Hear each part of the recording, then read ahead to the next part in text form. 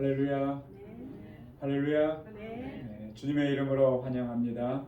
오늘 수요 찬양 예배 하나님께 영광 돌리기 위해서 주님의 보좌 앞에 나왔습니다. 이 시간 우리 마음과 정성과 뜻과 힘을 다해서 여호와 하나님께 예배드리기를 원합니다. 다 같이 묵상 기도 드리겠습니다.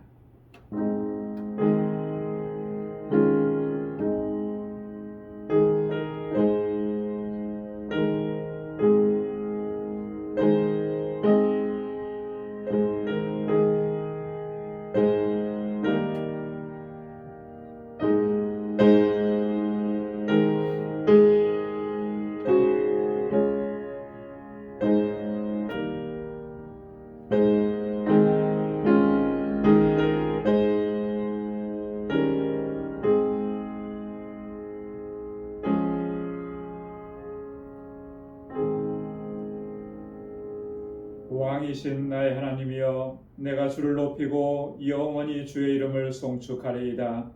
내가 날마다 주를 송축하며 영영이 주의 이름을 송축하리이다. 여호와는 광대하시니 크게 찬양할 것이라. 그의 광대하심을 측량치 못하리로다.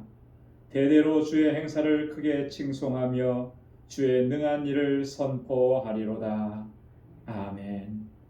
은혜가 풍성하시고 자비하신 여호와 하나님 아버지, 대림절 첫 번째 주간을 하나님의 은혜 가운데 지나게 하시고 오늘 이 수요일 저녁에 다시금 저희들을 주님의 보좌 앞에 불러주셔서 하나님께서 우리에게 베풀어 주신 그 은혜와 놀라우신 역사와 주님께서 주신 소망을 인하여서 아버지 앞에 감사와 찬양과 영광을 올리게 하시니 감사합니다. 오 하나님 아버지, 이 시간 온 마음을 다하여 주님을 찬양하며 주님을 예배케 하여 주옵소서.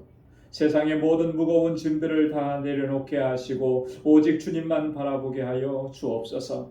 평화를 잃어버린 이 세상 속에서 주님의 주시는 참 평안을 붙잡을 수 있는 저희들 되게 하여 주옵시고 오늘도 마음을 다하여 주님을 예배하는 저희의 예배를 받아 주옵소서. 우리 가운데 임하셔서 주님의 평강으로 덧입혀 주옵소서. 예수님의 이름으로 기원하옵나이다. 아멘. 이 시간 찬양으로 하나님께 영광 돌리겠습니다. 찬송 197장 이 세상 험하고 나 비록 약하나.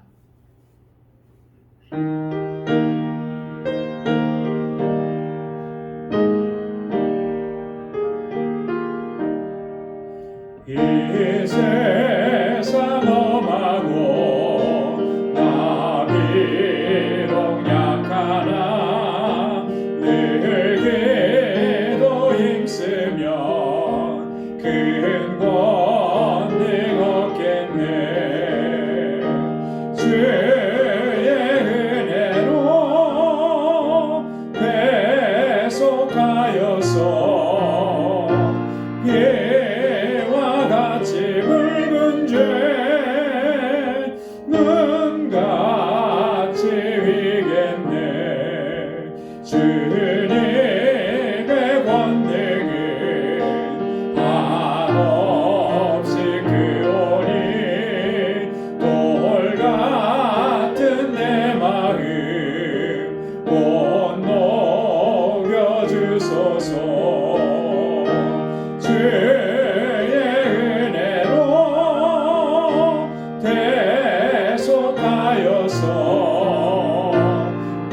이와 같이 붉은 죄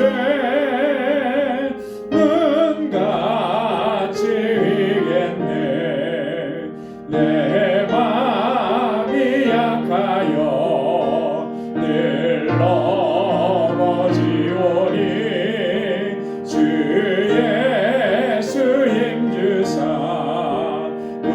의세게 하소서.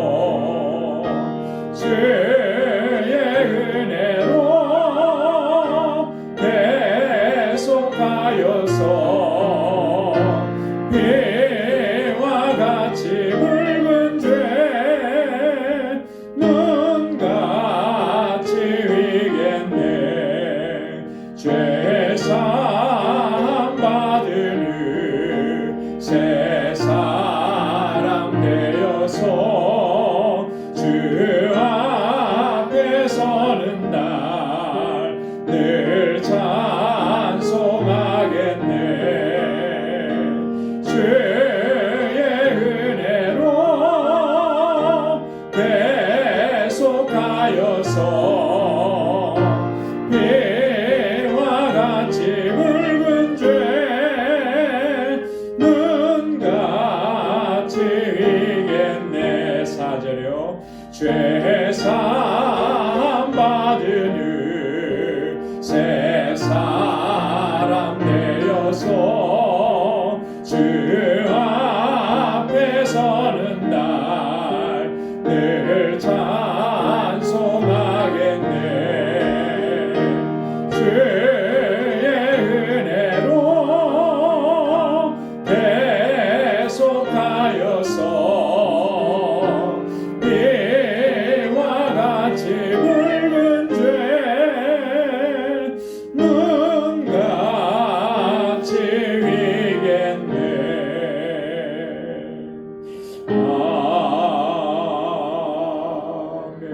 아멘.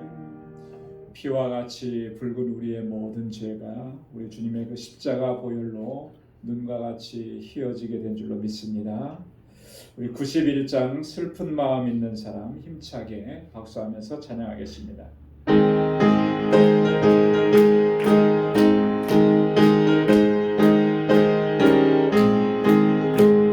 슬픈 마음 있는 사람 예수 이름 믿으며 영원토록 변함없는 기쁜 마음 얻으리. 예수의 이름은 세상의 소망이요. 예수의 이름은 천국의 기쁨일세. 거룩하신 그의 이름 너의 방패 삼아라. 환난 시험 당할 때에 굳게 기도드려라. 예수의 이름은 세상의 소망이요. 예수의 이름은 천국의 기쁨일세.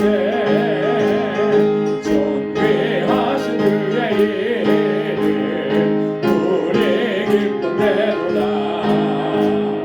주의 품에 안길 때에 기뻐 찬송 부르리.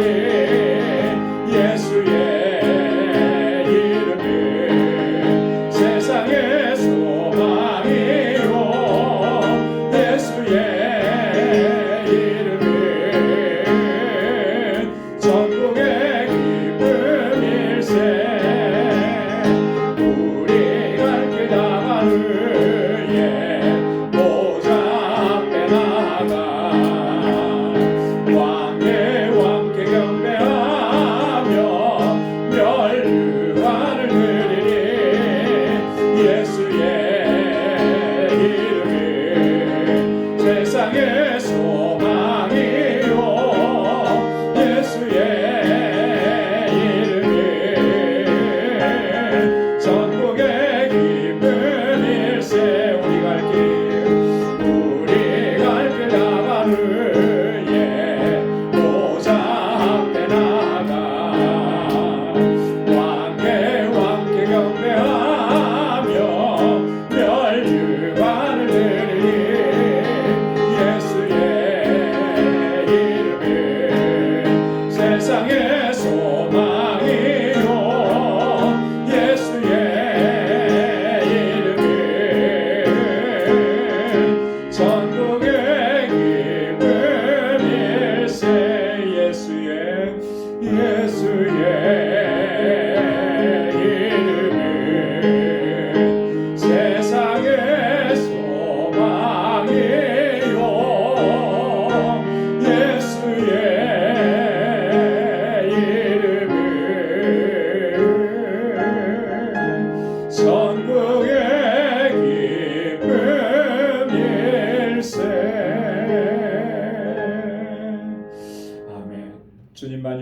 소망이고 주님만이 우리의 기쁨이 되시는 줄로 믿습니다. 465장 한 장 더 부르시겠습니다. 465장.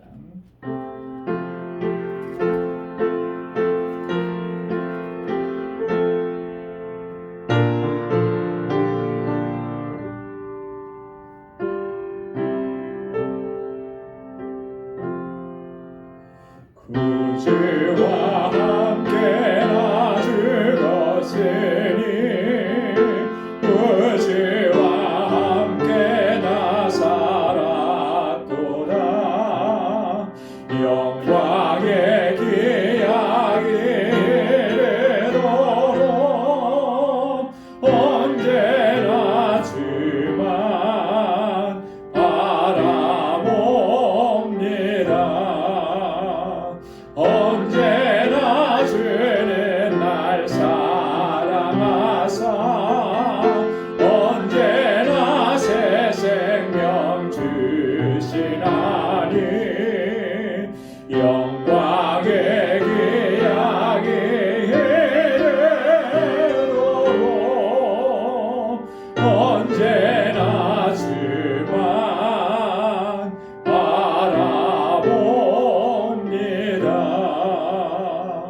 마음속에 시험을 받을 때와 무거운 근심이 있을 때에 주께서 그때도 같이 하사 언제나 나를 도와주시네. 언제나 주는 날 사랑하사 언제나 새 생명 주시나니 영광의 기약이 이르도록 언제나 주만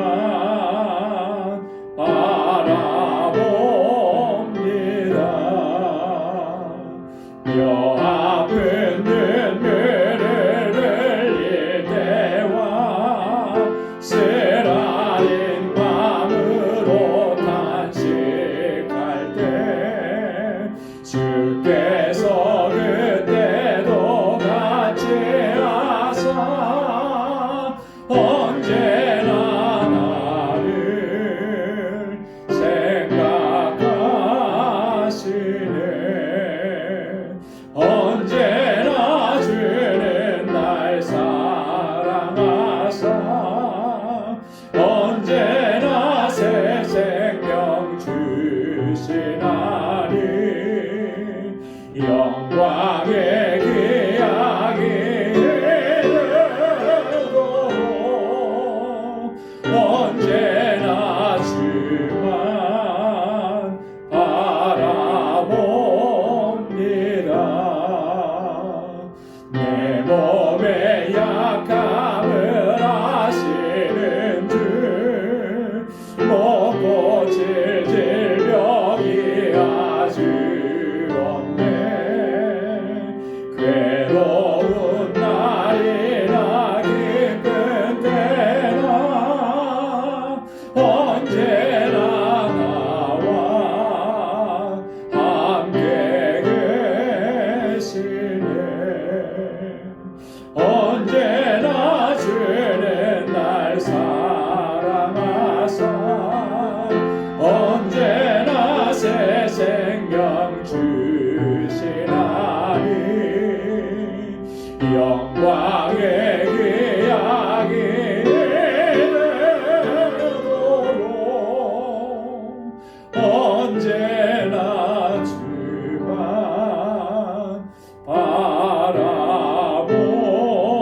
바라봅니다.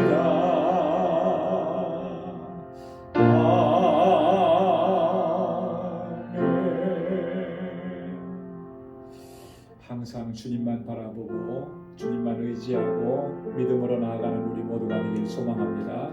우리 이 시간 다 같이 마음을 같이 해서 함께 통성으로 기도하겠습니다. 먼저 교회를 위해서 기도해 주시고 세우신 일꾼들을 위해서 또 이곳에서 자라나는 어린 심령들과 학생들과 청년들을 위해서 또 우리에게 주신 영혼 구원의 사명을 잘 감당하는 우리 교회가 되고 믿음의 공동체, 사랑의 공동체가 되게 하옵소서.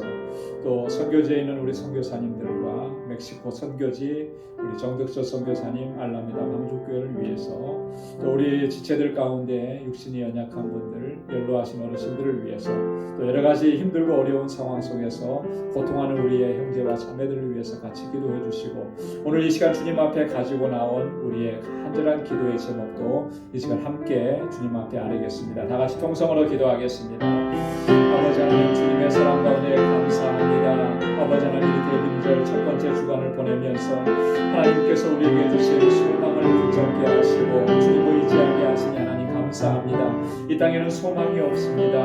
아버지, 이 땅에 소망을 두지 않게 하시고 주님께서 주신 그 소망을 붙잡고 주님의 나라를 바라보고 주님의 주시는 은혜 가운데 살아가는 저희들 되게 하여 주옵소서.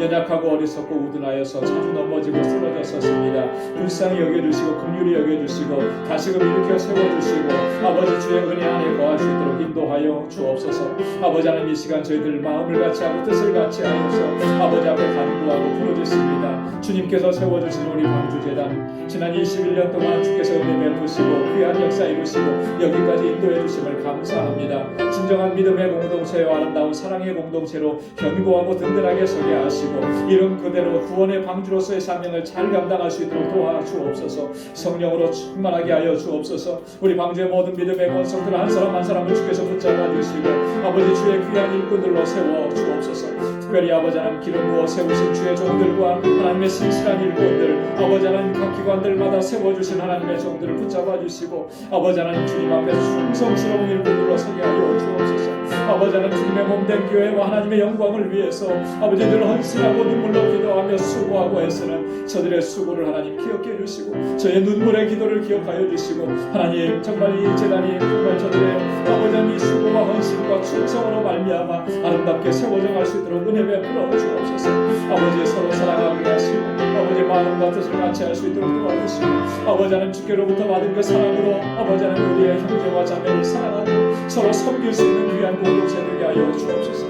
이곳에서 자라나는 어린 심령들과 사랑하는 학생들, 청년들을 주께서 붙잡아 주시고 정말 저들이 아버지 믿음 안에서 아름답게 자라고 정말 하나님의 나라를 위해서 귀하게 쓰임받는 일꾼으로 세워져가게 도와주시고 늘 하나님을 경외하는 믿음의 사람들이 되게 하여 주옵소서. 하나님 아버지, 저희를 위해 수고하고 애쓰는 모든 교사들과 우리 전도사님 붙잡아 주시고 능력으로 함께 하시고 은혜를 더하여 주옵소서. 하나님 아버지, 우리 사랑하는 지체들 가운데 정말 아버지 고통 중에 신원하며 주님 앞에 부르짖는 사랑하는 주의 자녀들이 있습니다. 아버지, 저희들의 병든 몸을 주께서 만져주시옵소서. 연약해진 몸을 주께서 붙잡아 주시옵고 성령으로 치료하여 주시고 주의 치료하시는 광선으로 완전케 하여 주옵소서. 아버지, 모든 염려와 근심과 걱정 이제는 다 주님께 맡겨버릴 수 있게 도와주옵소서.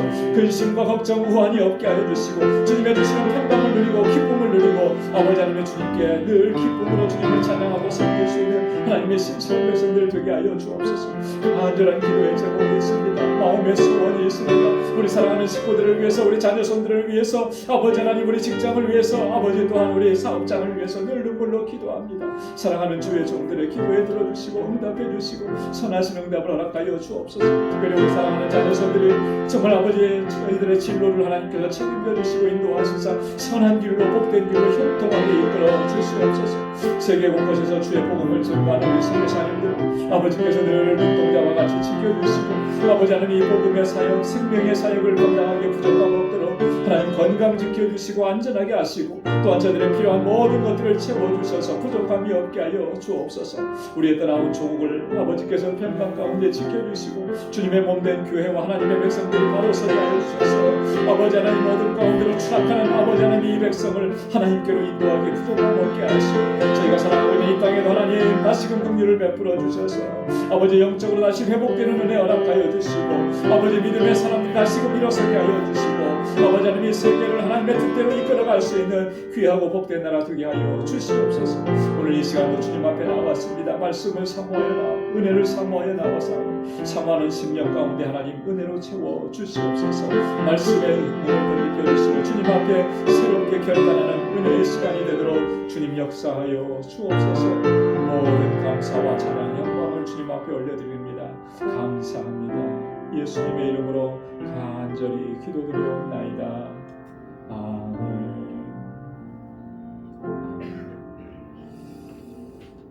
아멘. 우리의 간절한 기도에 하나님 선하신 응답을 허락해 주실 줄로 믿습니다. 하나님의 말씀 이 시간 함께 묵상하겠습니다. 오늘 묵상할 하나님의 말씀은 사도행전 제11장 1절에서 18절까지 말씀입니다. 사도행전 제11장 1절에서 18절까지.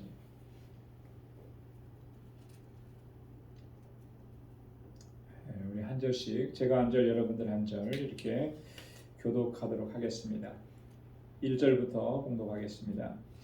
유대에 있는 사도들과 형제들이 이방인들도 하나님의 말씀을 받았다 함을 들었더니 베드로가 예루살렘에 올라갔을 때 할례자들이 일어나여 가로되 내가 무할례자의 집에 들어가 함께 먹었다 하니 베드로가 저에게 이 일을 차례로 설명하여 가로되 내가 요빠 성에서 기도할 때에 비몽사몽간의 환상을 보니 큰 보자기 같은 그릇을 내 귀를 메어 하늘로부터 내리워 내 앞에까지 들이우거늘 이것을 주목하여 보니 땅에 밝아진 것과 들리심과 기는 것과 공기는 분이 보이더라.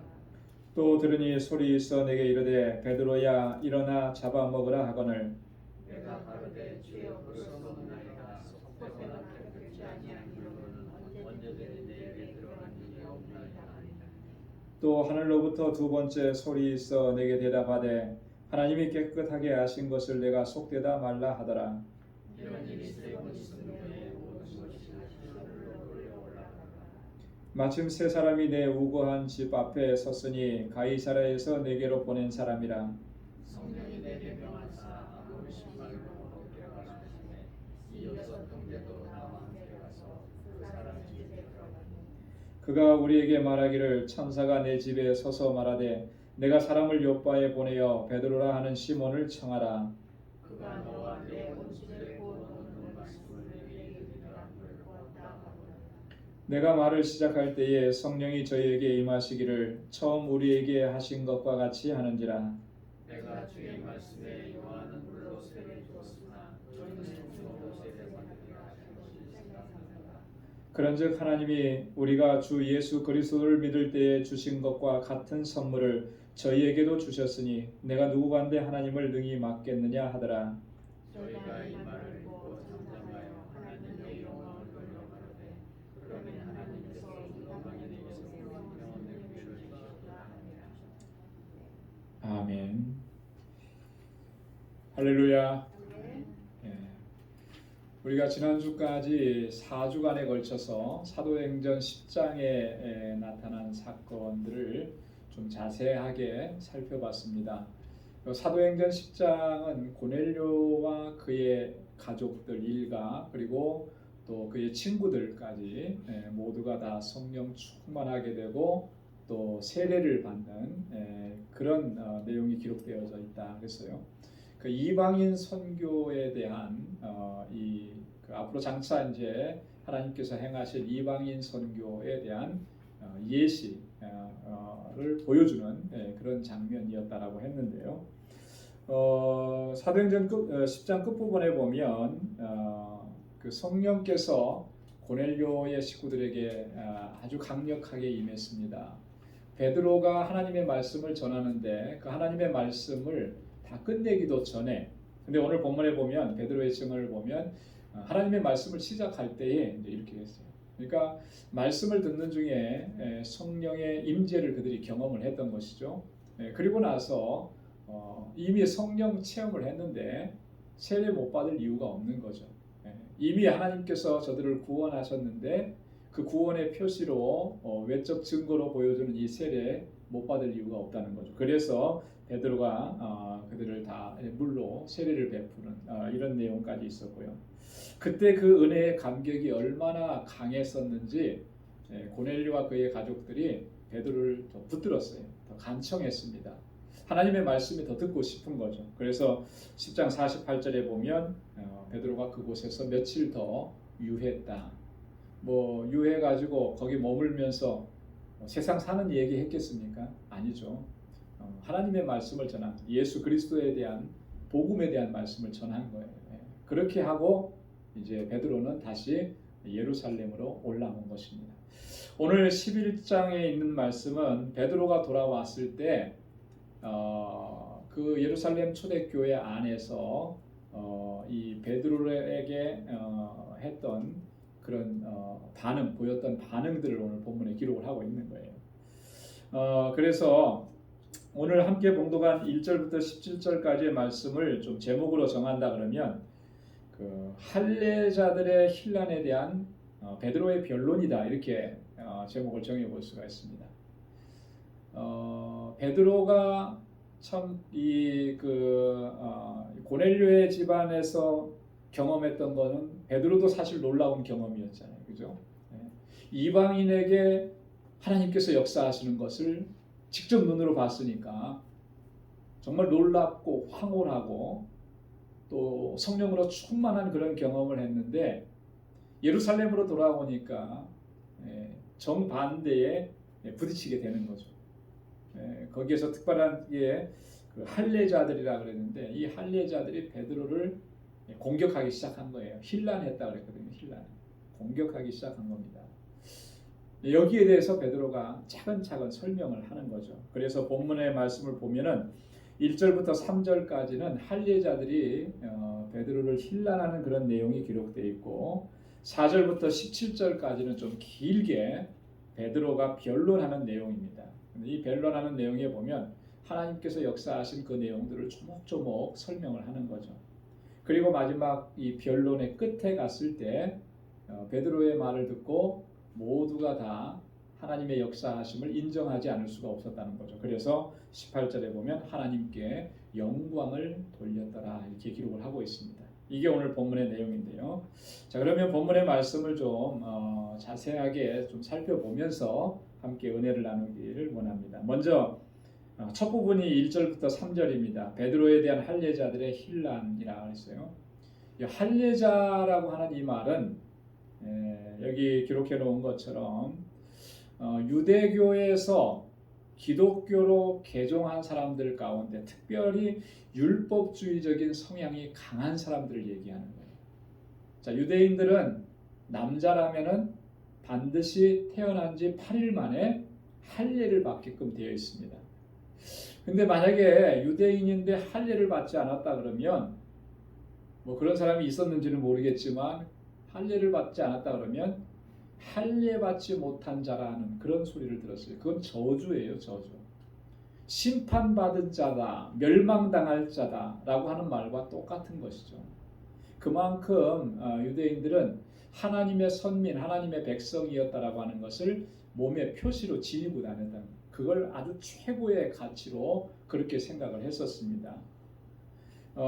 이것을 강하게 주장하는 이런 사람들, 주로 율법주의자라 불리기도 하고 할례파라 이렇게 불리기도 했는데, 유대교에서 우리 기독교로 개종한 사람들 가운데는 제사장 출신들이 많이 있었어요. 그리고 바리새파 사람들도 많이 있었습니다. 여러분, 이 사람들은 철저하게 유대교 아니에요, 그죠? 철저하게 율법주의자들인데 이들이 복음을 받아들이고 예수 그리스도를 영접하고 같이 신앙생활을 하기 시작한 거예요.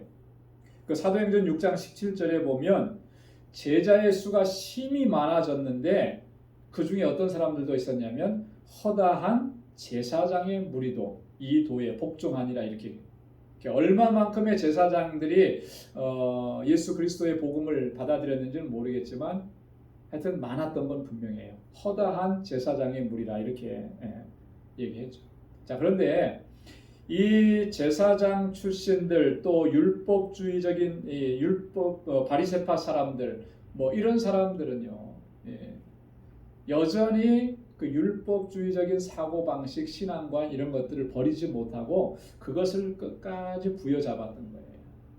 이 사람들의 입장에서 봤을 때 베드로가 지금 고넬료의 집에 가서 하는 것이 도무지 납득할 수가 없는 거죠. 이해할 수도 없고 용납할 수도 없던 겁니다. 그래서 혼란했다 그랬거든요. 이 혼란이라고 하는 말은요, 그 밑에도 표시를 해놨습니다만 이 헬라 말로는 디아크리노라고 합니다. 이거는 정죄한다라고 하는 의미를 담고 있어요. 정죄하는 거예요. 단순히 비판하는 게 아니고요. 정죄하는 거죠. 이건 네가 정말 죄를 진 거다, 잘못한 거다 이렇게 비판하는 게 이 힐난한다라고 하는 그런 말이에요. 이 초대교회 당시에 유대 율법주의자들이 상당히 많이 있었고요. 그 사람들의 그 영향력이라는 것이 무시 못할 그런 정도였습니다. 그 사도행전 15장 1절에 보면 어떤 사람들이 유대로부터 내려와서 형제들을 가르치되 너희가 모세의 법대로 할례를 받지 아니하면 능히 구원을 얻지 못하리라 하니. 어떤 사람들이 유대로부터 예루살렘으로부터 내려와 가지고 이제 막 그 복음을 받아들인 사람들, 바울과 바나바가 복음을 전해서 예수 그리스도를 전해서 이제 막 예수 그리스도를 알았던, 그래서 믿음을 갖기 시작했던 이 사람들에게 뭐라고 얘기했냐면 너희는 모세의 법대로 할례를 받아야 된다. 할례 받지 않으면 너희가 구원받지 못한다. 이렇게 가르치기 시작한 거예요. 모세의 법이라고 하는 게 뭡니까? 율법이잖아요. 그죠? 율법에서 제시하고 있는 할례, 너희가 비록 이방인들이지만 이 할례를 받아야만 구원받을 수 있다. 이렇게 얘기합니다. 그러니까 이 이야기를 들으면 사람들이 많이 혼동이 되겠죠. 그죠? 바울이 복음을 전할 때는 예수 그리스도를 믿기만 하면 구원받는다 그랬는데 지금 유대주의자들이, 율법주의자들이 와가지고 아니다라고 하는 거예요. 자, 이렇게 아주 그 강성인 이런 사람들이 있었다라고 하는 거죠. 그래서 그 사도행전 15장 8절에도 보면 이런 사람들이 어떤 사람이었는지를 좀 더 구체적으로 얘기합니다. 뭐냐면 바리새파 사람들이었다. 그렇죠? 바리새파 중에 믿는 어떤 사람들이 일어나서 말하되 이방인에게 할례를 주고 모세의 율법을 지키라 명하는 것이 마땅하다. 이방 사람들이 그들이 구원받는 거 인정하는데, 하나님께서 그들을 구원해 주시는 거 인정하는데 그 구원이 완성되려고 하면 할례 받아야 된다. 모세의 율법을 반드시 지켜야 된다. 이거 가르쳐야 된다라고 하는, 명해야 된다라고 하는. 자, 이것 때문에 사실 예루살렘 초대교회가 공의회가 한번 열렸습니다. 그게 사도행전 15장에 기록되어 있어요. 자, 그래서 이 공의회에서 여러 가지 의견들이 많이 이렇게 왔다 갔다 했는데 마지막에 결론을 내렸습니다. 그게 뭐냐면 이방 사람들에게 할례를 베풀려고 하는 것은 우리가 그리스도의 복음에 합당한 것이 아니다. 결론을 내린 거예요. 그리고 나서 단 이방 사람들에게는 이러한 것은 그들로 하여금 신앙적인 그런 윤리적인 신앙의 윤리로서의 반드시 지켜야 되는 것들 4가지만 좀 알려주고 가르쳐야 된다. 그 4가지가 혹시 뭔지 기억나세요? 4가지를 금하라 그랬어요. 먹는 거, 뭐 이런 거. 우상 숭배에 관한 거, 우상에 더러운 거, 우상에게 절하고 우상에게 드려졌던 음식을 먹고 이런 것들을 금하라. 그죠?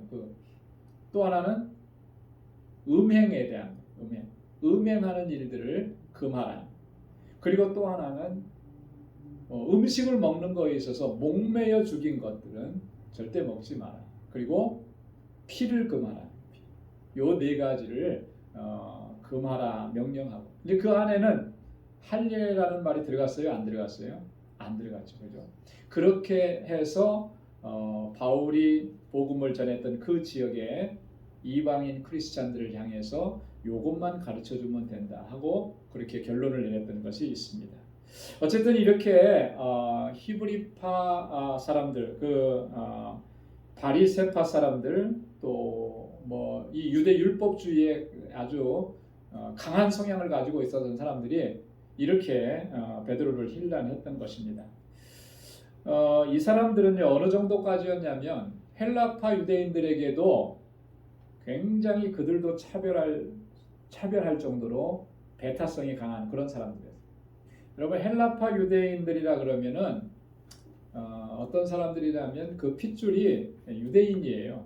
유대인인데 헬라 지역에서 이방인 지역에서 살면서 좀 섞여진 거죠. 이방 지역에서 사는, 거기서 태어나고 거기서 자라고 이랬던 사람입니다. 자, 사도행전 6장에 보면 이 사람들이 이 오순절날 예배하러 성전에 올라왔다. 예루살렘 성전에 올라왔다가 복음을 받아들이죠. 그리고 나서 신앙생활을 예수 믿고 예루살렘 초대교회 공동체 안에서 믿음 생활을 같이 해요. 그런데 그 초대교회 안에는 히브리파 유대인들이 있고 헬라파 유대인들이 있고, 근데 이 헬라파 유대인들이 히브리파 사람들에 의해서 차별을 계속 받았던 거 우리가 사도행전 6장에서 봤습니다. 이런 정도로까지 아주 배타성이 강했던 이런 사람들이었다라고 하는 거죠. 그러니까 베드로가 지금 고넬료의 집에 가서 한 것들을 도대체가 받아들일 수가 없었다라고 하는 거죠. 자, 이런 모습을 볼 때 저들이 정말 그리스도의 복음을 받아들이긴 했지만 여전히 그 유대인들의 전통 그걸 고집을 하고 율법주의의 틀에서 벗어나지 못하고 있는 이런 안타까운 모습을 우리가 볼 수가 있다라고 하는 것입니다. 복음이 가져다주는 참 자유를 그들은 누리지를 못하고 있는 거예요. 여러분, 예수 그리스도의 복음은 우리에게 자유를 허락해 주는 것입니다. 그래서 주님께서 말씀하시기를 진리를 알지니 진리가 너희를 자유케 하리라. 진리가 너희를 복음이 우리 안에 들어오면 과거에 우리를 매였던 모든 전통과 습관과 간습과 악습에서부터 벗어나게 하고 우리에게 참 자유를 허락해 주는 거예요. 그런데 유대주의자들은 여전히 율법의 멍에 아래 그들이 매여 있었다라고 하는 것이죠. 그래 얼마나 안타까우냐. 사도 바울은 갈라디아서 5장 1절에서 이렇게 이야기를 했습니다. 그리스도께서 우리를 자유케 하려고 자유를 주셨다. 우리를 자유케 하려 속박으로부터 율법의 속박으로부터 매인 것으로부터 자유케 하려고 자유를 주셨다. 무엇을 통해서 자유를 주셨습니까? 복음으로 말미암아 자유를 주신 거예요. 그죠? 자, 그런데 그러니까 너희는 다시는 종의 멍에를 매지 말라. 종의 멍에를 매지. 그 종의 멍에라는 게 뭐겠습니까? 바울이 갈라디아에서 얘기하는 종의 멍에라는 것은 율법주의로 돌아가는 것을 얘기하는 거예요. 율법주의로 돌아가는. 다시는 그 멍에를 매지 말라. 이렇게 사도 바울도 권고를 하고 있습니다. 여러분, 진정으로 복음을 받아들인다면, 진정으로 우리가 복음을 받아들인다면 성령께서 우리 안에서 역사하셨기 때문에 전인격적인 변화를 경험하게 되는 거예요. 성령께서 우리 안에서 역사하시고 복음이 우리 안에서 역사하면 전인격적인 변화가 일어나는데 과거에 잘못된 것들을 깨끗하게 정리하게 된다라고 합니다. 복음이 우리 안에 들어와서 우리가 잘못 생각하고 있었던 것, 헛되게 붙잡았던 것, 그렇죠? 허망한 것들을 쫓아갔던 것들을 깨끗하게 버리게 하는 거예요. 명확하게 우리에게 보여주시는 겁니다. 뭐가 진리이고 뭐가 완전한 것이고 뭐가 은혜인 것을 명확하게 보게 하셔서 그것을 붙잡게 하시는 거예요. 그래서 사람이 변화가 되는 것이죠. 자유함이 있게 되는 것입니다. 여러분, 우리가 신앙생활을 지금까지 해오면서 우리가 여전히 이 전통과 관습과 과거의 악습에 매여 있는 것은 없는지 우리가 한번 돌아봐야 됩니다. 뭐에 내가 붙잡혀 있는가, 뭐에 매여 있는가. 한국에서도 이렇게 목회 사역을 할 때 이렇게 보면 신앙생활 하면서도 이 그 사주팔자 이런 거 보는 사람들도 종종 있더라고요. 풍수지리 뭐 이런 거 쫓아가는 사람들이 있다. 유교적인 관습을 버리지 못해서 신앙생활 하면서도 또 제사를 다 하고 이러는 것들이 있더라고요. 벗어나지 못하는 거예요. 과거의 그런 관습이나 전통에 묶여 사는 거예요. 예수 믿는데도 날짜를 택해야 돼. 이런 것들이 묶여 있는 거죠. 이게 얼마나 안타까운지. 복음은 우리로 하여금 자유하게 하고 주님 안에서 소망을 갖게 하고 주님 안에서 또 주님의 주시는 능력 안에서 승리의 삶을 살아가게 하는 줄로 믿습니다. 이 할례자들이 힐난하는 내용을 보면 3절에 그렇게 얘기하죠. 내가 무할례자의 집에 들어가 함께 먹었다. 할례받지 못한 사람, 이방인의 집에 들어가서 함께 먹었. 여러분 유대인들은 이방인들과 함께하면 안 됩니다. 그렇죠? 함께 먹어도 안 되고요. 심지어는 아주 정통적인 유대인들은요, 당시에 죄인이라고 취급받았던 사람들과 함께 식사하거나 함께 어울려서도 안 된다라고 이렇게 규정을 해요. 그래서 예수님께서 오셨을 때에 주로 어떤 사람들하고 같이 있었습니까? 세리들과 같이 지냈고, 죄인들과 같이 지냈고, 그죠? 세상 사람들에게 손가락질 당하는 이런 사람들과 같이 있으니까 이 당시에 바리새인들, 서기관들, 율법사들이 예수님을 이렇게 비난하는 거죠. 너는 세리와 죄인의 친구라, 아주 멸시하고 무시하면서 이렇게 비난을 했던 적이 있습니다. 사마리아 사람들을 전혀 상종하지 않았어요. 예수님께서 사마리아 지역에 가셔서 사마리아 여인과 대화를 나누실 때 이 사마리아 여인이 예수님에게 반문하잖아요. 유대인들, 당신들은 우리와 이야기하지 않는데, 상종하지 않는데 지금 당신이 나에게 말을 거는 거, 이거는 정말 놀라운 일이고 있을 수 없는 일이다, 이렇게 반응을 하잖아요. 그때 당시의 분위기가 그랬다라고 하는 거예요. 자, 그러니까 베드로가 지금 고넬료의 집에 들어가서 이렇게 한 거 납득할 수 없는 일이다. 베드로도 이런 상황이 일어날 것이라는 것을 다 예측을 하고 있었습니다. 그래서 우리가 지난번에 말씀을 나눴지만 사도행전 10장 28절에 고넬료의 집에 들어가서 베드로가 그렇게 얘기를 했어요. 고넬료를 바라보면서 유대인으로서 이방인을 교제하는 것과 가까이 하는 것이 위법인 줄을 너희도 알거니와. 그죠? 이미 다 알고 있는 그런 사실들이다. 자, 지금 그래서 할례자들이 이렇게 베드로를 힐난하고 있는데, 여러분 이렇게 베드로를 힐난하는 그 힐난에 정죄하는 그 정죄의 중심이 뭐냐? 무엇을 가지고 이렇게 하는 것이냐? 아직도 그들에게 이 뼛속 깊이까지 남아있는 선민의식, 선민사상들 때문에 그런 거예요. 자신들만 구원받았고 자신들만 하나님의 백성이라고 하는 이런 사상을 굳건하게 그들이 갖고 있기 때문에 이방인들이 복음을 받아들이고 예수 믿고 구원받게 되는 것에 대해서 그들이 받아들일 수가 없었다라고 하는 것이죠. 자, 이게 당시의 할례주의자들, 이런 사람들이, 할례파 사람들이 주장했던 그런 내용들입니다. 물론 초대교회 성도들이 다 그랬던 거 아니에요. 제자들이 다 그랬던 게 아니에요. 특별하게 이렇게 유대 율법주의 성향을 가지고 있었던 이런 사람들이 이렇게 주장하면서 복음이 전해지는 것을 방해하고 막고 이런 일들이 빈번하게 일어났다라고 하는 거죠. 자, 이에 대해서 베드로가 차근차근 변론을 합니다. 4절부터 17절까지의 내용이 베드로의 변론의 얘기입니다.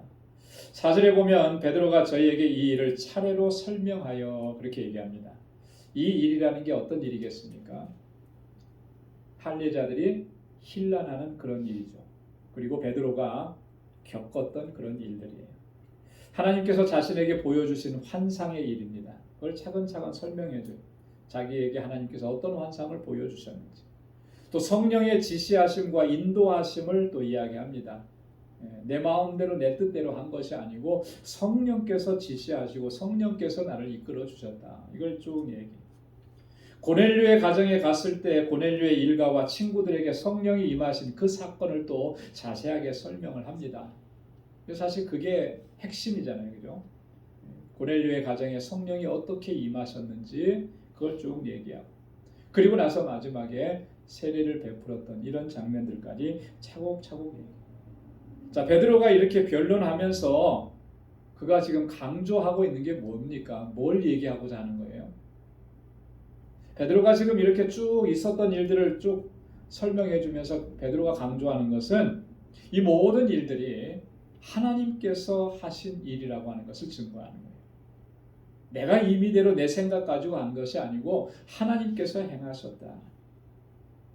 그리고 한 가지 더 베드로가 이 고넬료의 집의 사건을 변론하면서 한 가지 또 얘기하는 게 뭐냐면, 이방인 선교에 대한 정당성, 이방인 선교에 대한 당위성을 지금 증거하고 있는 거예요. 하나님께서 이방인들을 향해서 생명의 문을 열어주셨다라고 하는 거죠. 복음의 문을 열어주셨다라고 하는 거죠. 그래서 장차 이방인들도, 하나님을 알지 못하던 사람들도 이제 예수 그리스도의 복음을 받아들이고 그리고 하나님의 백성이 된다라고 하는 거예요. 이것을 이 베드로가 이렇게 변론하는 중에 그 말 속에 하나하나에서 그가 강력하게 증거하고 있다라고 하는 것입니다. 9절 말씀에 보면 하나님이 깨끗하게 하신 것을 내가 속되다 말라 하더라. 베드로가 본 환상 중에 베드로가 나 이런 거 더러운 거 부정한 거 먹은 적이 없습니다. 이렇게 얘기하니까 들려주는 음성이 뭐예요? 하나님께서 깨끗하게 하셨는데 내가 왜 속되다고 하느냐, 이런 말씀을 들려주신 거잖아요. 하나님께서 하셨다라고 하는 거죠. 12절에도 보면 성령이 내게 명하사, 성령께서 내게 명하셨다라고 하는 거예요. 그래서 나는 성령께서 명하신 대로 순종하고 따랐다라고 하는 것을 의미하는 거죠. 15절에도 보면 14절에도 보면 그가 너와 내 온 집에 구원 얻을 말씀을 내게 이르리라 함을 보았다 하거늘. 그가가 누구예요? 고넬료죠. 고넬료가 본 환상을 지금 베드로가 이야기하는 것입니다. 환상을 봤다라고 하는 거죠. 고넬료가 천사를 통해서 들었던 그 말을 지금 증거하면서 하나님께서 이 일들을 행하셨다라고 하는 걸 얘기하는 거예요. 15절에도 보면 성령이 저에게 임하시기를 처음 우리에게 하신 것과 같이 하는지라, 성령께서 역사하신 거 아니냐는 거예요. 자, 우리가 처음에 성령으로 충만해졌을 때 그때 모습과 고넬료의 집안에 지금 성령께서 임하신 모습과 이 모습 두 가지가 서로 다르지 않다라고 하는 거죠. 다르지 않다라고, 같다라고 하는 거예요. 오순절 성령 강림 사건, 그때와 똑같이 지금 이 고넬료의 가정에도 성령이 임하셨다, 이렇게 이야기하는 것입니다. 아까도 말씀드렸듯이 고넬료의 가정에 성령이 임하시고 그들이 세례를 받은 것이 무엇을 의미하느냐, 뭘 예시해 주는 것이냐, 장차 이후에 나타날 이방인들에게 복음이 증거되어지고 이방인들도 하나님께로 돌아오는 그 놀라운 역사가 이제 펼쳐질 것이다라고 하는 것을 예시해 주는 거예요. 한 가정에 일어난 일이지만 하나님께서 이방인 선교의 문을 여셨다라고 하는 것을 보여주는 것입니다. 그래서 이제 다음 주에 우리가 말씀을 나누겠습니다만 11장 하반절에 가면 이 안디옥 교회의 역사에 대해서 또 자세하게 기록을 해놓습니다. 이 안디옥이라고 하는 이방인 지역에 최초로 세워진 교회가 안디옥 교회. 이 안디옥 교회를 통해서 하나님께서는 놀라우신 선교의 역사를 이루어가게 되잖아요. 바울과 바나바가 이 안디옥 교회의 리더로 있다가 성령께서 그들을 세우셔서 주의 복음을 증거하는, 요즘식으로 얘기하면 선교사죠. 선교사로 파송하는 그런 내용이 계속해서 이제 나오게 되는 것입니다. 자, 그때 쭉 설명을 하고 나서 17절에 보면 고넬료가 아주 중요한 말씀, 베드로가 아주 중요한 선포를 합니다. 우리 17절 말씀 한번 같이 읽어볼까요? 시작. 그런즉 하나님이 우리가 주 예수 그리스도를 믿을 때에 주신 것과 같은 선물을 저희에게도 주셨으니 내가 누구간데 하나님을 맡겠느냐 하더라. 아멘. 내가 누구간데 하나님을 맡겠느냐. 하나님께서 하신 일인데 내가 어떻게 그것을 하나님 아닙니다, 그것은 아닙니다, 이렇게 얘기할 수 있겠느냐. 그럴 수 없다라고 하는 것이죠. 하나님의 절대 주권을 인정하고 철저하게 순종하는 그런 믿음의 자세, 오늘 베드로가 그 모습을 우리에게 보여주고 있다. 여러분, 진정한 신앙의 자세라고 하는 것은 바로 이런 거예요. 그죠? 하나님의 절대 주권을 인정하고 또 온전하게 순종하는 것입니다. 하나님께서 주권적으로 역사하신 것을 우리가 인정해야 돼요. 그거 부정하는 것은요, 참된 신앙의 모습이 아니에요. 그리고 하나님께서 하신 일에 대해서 우리가 온전하게 순종하고 나가는, 거기에 우리가 토를 달아서는 안 됩니다. 하나님 그게 아닌 것 같은데요, 이건 아니라는 거죠. 하나님 제 생각에는 그게 아니고 이렇게 해야 될 것 같습니다. 그거 아니라는 거예요. 우리가 요즘에 사무엘상에 있는 말씀을 새벽에 말씀을 계속 묵상하는데요.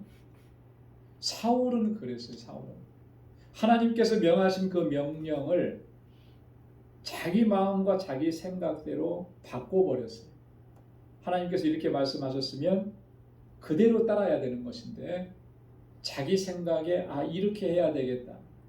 그렇게 해서 그대로 행해버려요. 사무엘 선지자가 와서 당신 왜 그렇게 했습니까? 그러니까 부득이해서 그렇게 했습니다. 이렇게 얘기해요. 부득이해서. 어쩔 수 없이.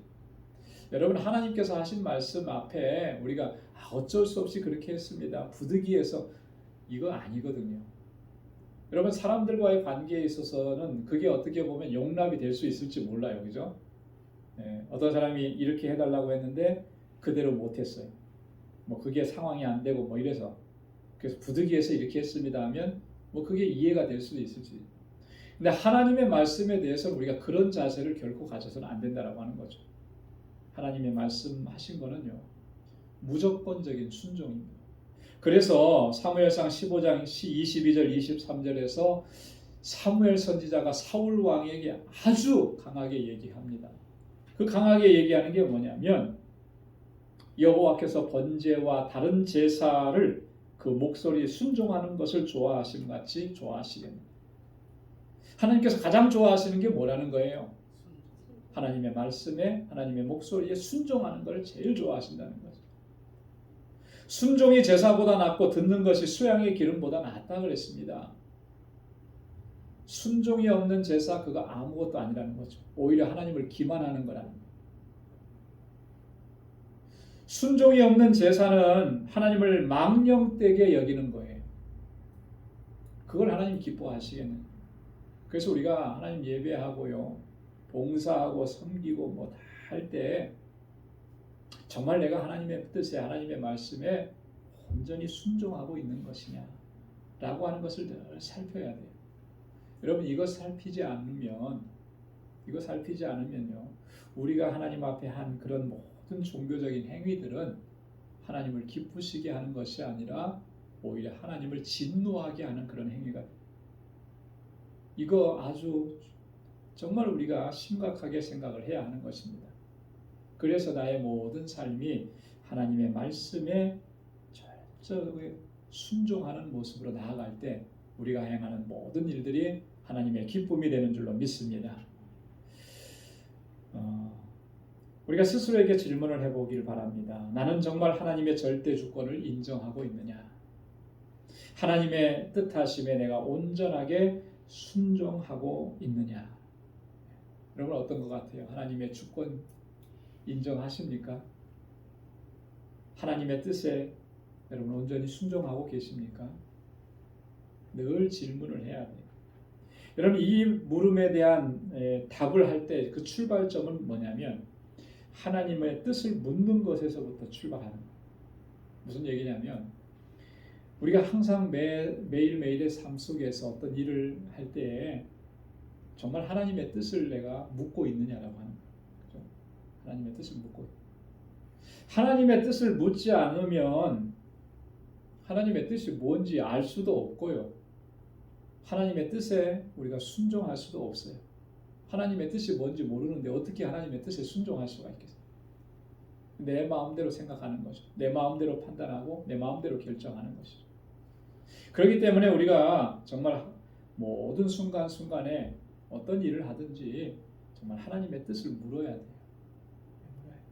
이게 정말 하나님의 뜻입니까? 하나님께서 원하시는 것입니까?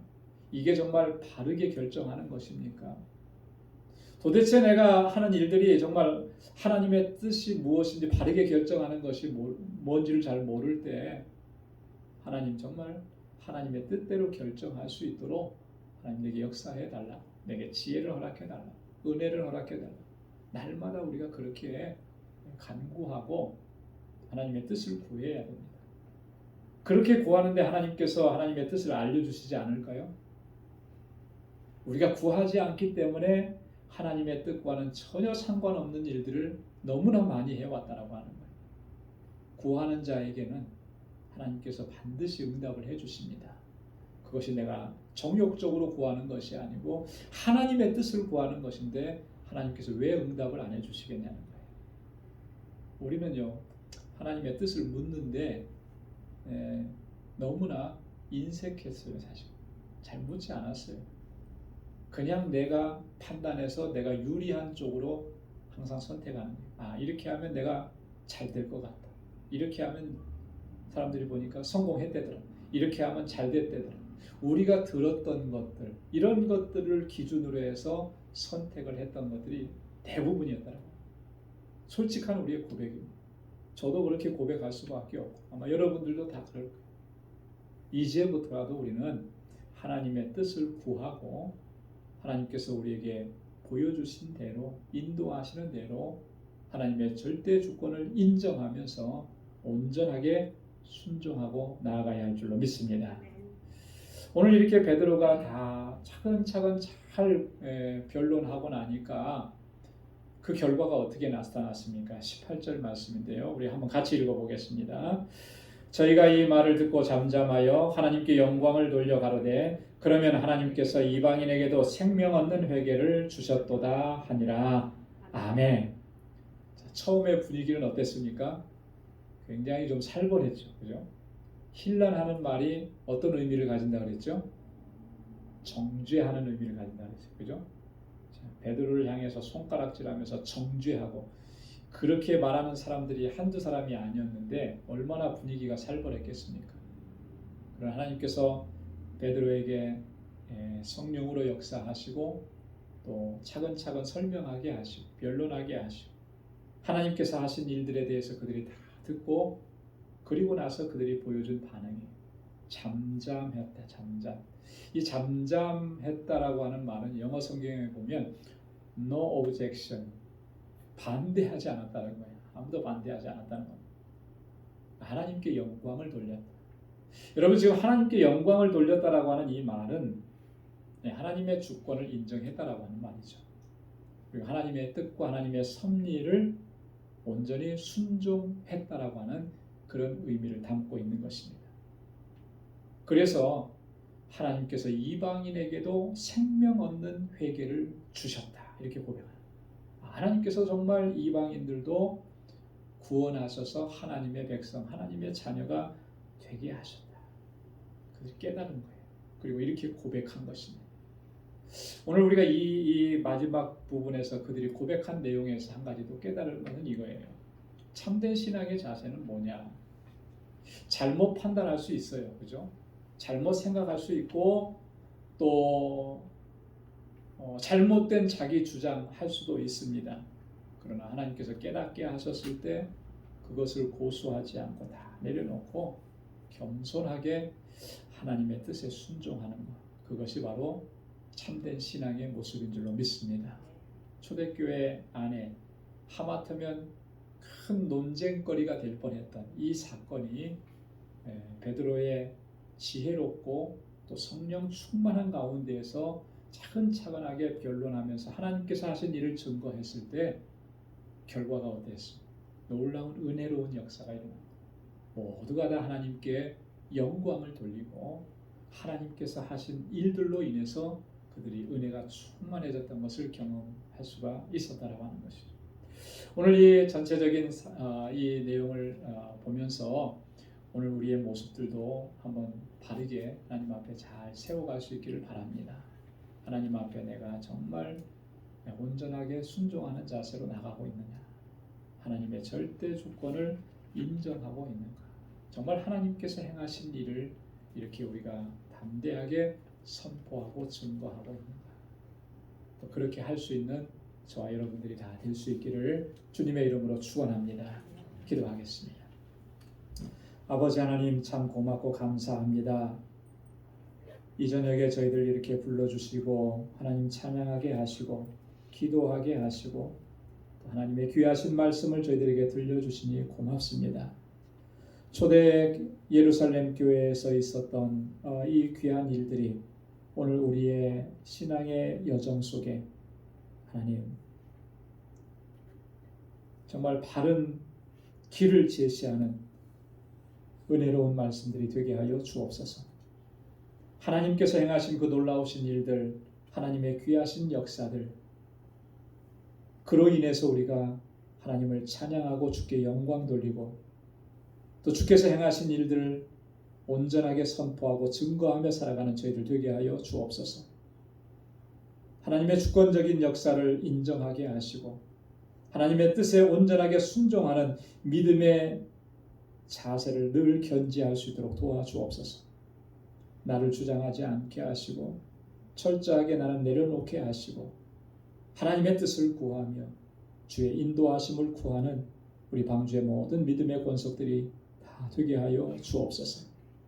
우리 방주의 권속들 한 사람 한 사람 또 저들의 가정을 하나님께서 늘 평강 가운데 지켜주시고 또 저희가 속해 있는 직장에서 저희의 삶이 늘 복에 근원된 삶이 되게 하시고 또한 하나님 허락해 주신 믿음의 기업들을 주님 견고하고 형통하게 지켜주셔서 주님 영광을 위해서 귀하게 쓰임받는 아름답고 복된 믿음의 기업들이 되게 하여 주옵소서.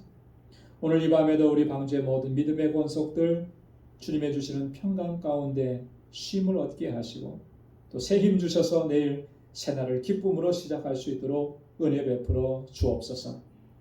이제는 우리 주 예수 그리스도의 무한하신 은혜와 하나님 아버지의 크고 놀라우신 사랑과 성령의 위로와 교통 충만하심의 역사가 하나님의 뜻에 순종하기로 결단하는 우리 방주의 모든 믿음의 권속들과 저들의 가정, 직장과 생업의 터전 위에 이제로부터 영원까지 함께 하시기를 간절히 축원하옵나이다. 아멘.